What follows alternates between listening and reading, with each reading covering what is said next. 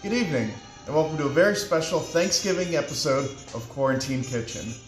Today, we are going to be preparing my favorite Thanksgiving dish, roasted butternut squash soup. This is a recipe that my mom has given to me, and I'm going to be sharing with the rest of you. So, let's get all the ingredients up on the board, and we'll walk through this together. So first thing you may have noticed from the ingredients sheet is that there is a lot that's going into this. That's because I'm making an ungodly amount of this stuff. I don't do it often, so I figured might as well make as much of it as possible. If you'd like a more reasonable size, I suggest having everything on that previous list, but you should be able to still follow along. For the first step, we are preheating our oven to 400 degrees, and then we're just going to pop these in here. The first thing we need to do that's very important is we need to kind of put a hole in all of these butternut squashes so that when the heat builds up in the oven, it's got an outlet and it doesn't just explode. Alright, been an hour. And our butternut squash is looking very roasted. You can see it's got a little burn on there, but that's okay because that's the outside. We do this not just for the flavor, but because it makes cutting it a breeze. Normally, butternut squash is very starchy and just hard to get through, but by putting it in the oven, there we go. Makes it incredibly easy. And you can see that golden orange in there, you know it's cooked through. So we're gonna have all of these and then scoop out the nasty bit and keep all the good pulp. Once everything is split, just go right into the, the bell part of the gourd, and you want to try and get all the seeds and just no good bits out. And then that allows us to scoop everything else into a bowl, and we'll bring that into the mix with everything else. Hopefully you didn't turn off your oven. We actually want to drop it down to 350, and that's how we're going to roast our hazelnuts, which can be used as a topping. It's an optional piece, but it adds a nice little bit of flair and taste to the soup. Alright, an embarrassing amount of time later, we are back. As you can see, I've got just a mess over here, which I was trying to get everything in there.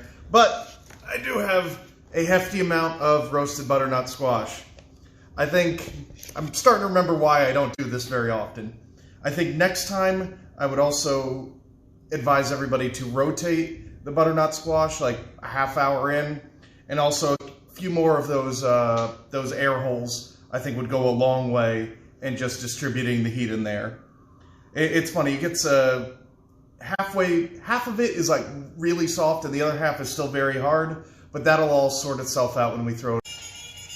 I've actually decided to put the hazelnuts on hold for now and get to working on our onions. We've got 4 of these that we need to have diced and ready to go, because we're going to put them in our saucepan with about, I'm going to have about a full stick of butter in there. You'll probably want about half of that if you're making half the portion. And what we'll do there is we'll just turn it around until it gets nice and translucent. We'll put the sage in there, and then we'll start adding our butternut squash.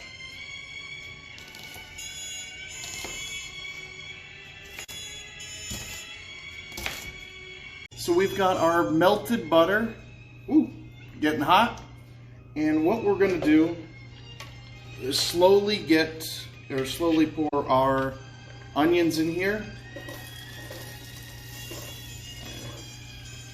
Get them good and acquainted with the butter. And then on top of that, we're going to take some of our sage. For me, 8 leaves, just kind of rip them up. If you're doing the half method, I'd suggest just 4. And we're going to rip that up and mix it around with the onions. And as I said earlier, we're going to keep this going until it gets good and clear.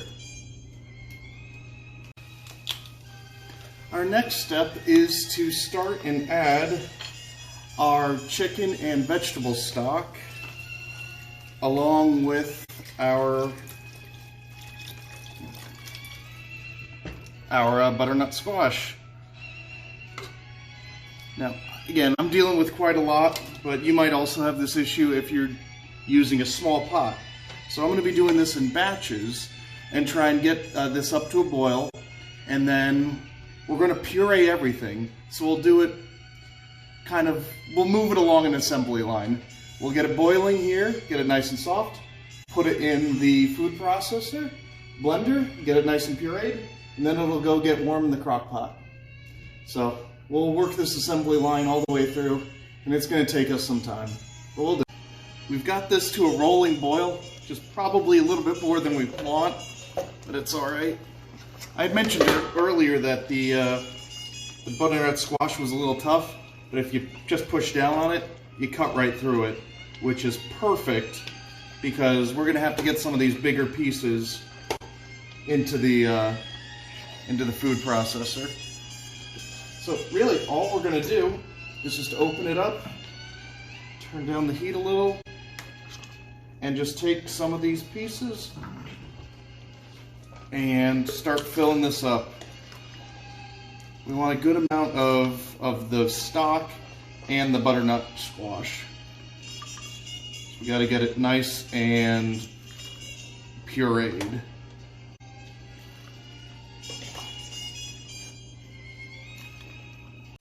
Alright, then to keep the assembly line going, need to backfill our original pot with some more stock and of course some more butternut squash. And in the meantime, we are going to slowly puree all of this. And once it looks good, and be careful because this is still very hot, I will put it right in the crock pot. And then we'll keep this line moving.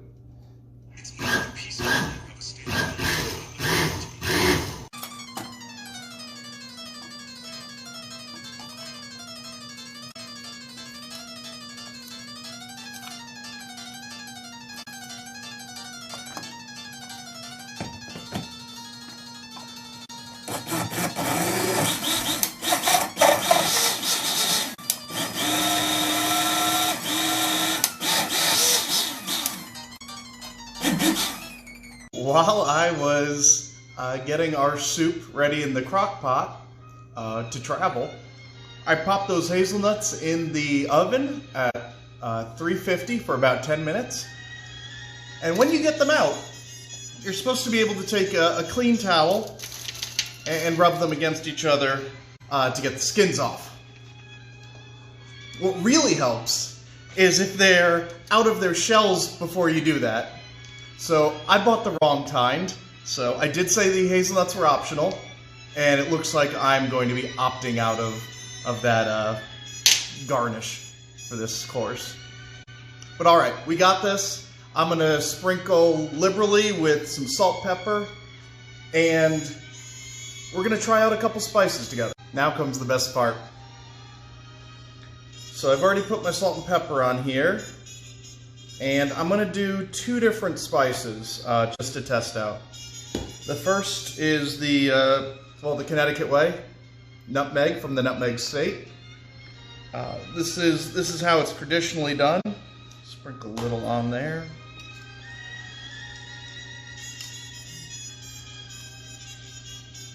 A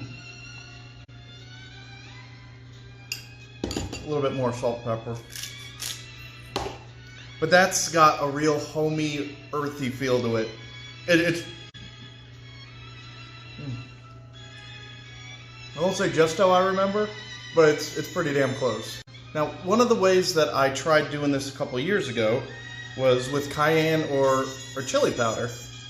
And this gave it kind of a kick, obviously, but it pairs really well with the sweetness of the butternut squash.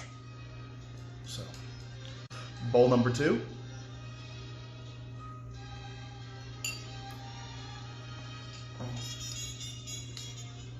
Yeah, I love that kick that it gives. It's a different vibe than you get from the nutmeg.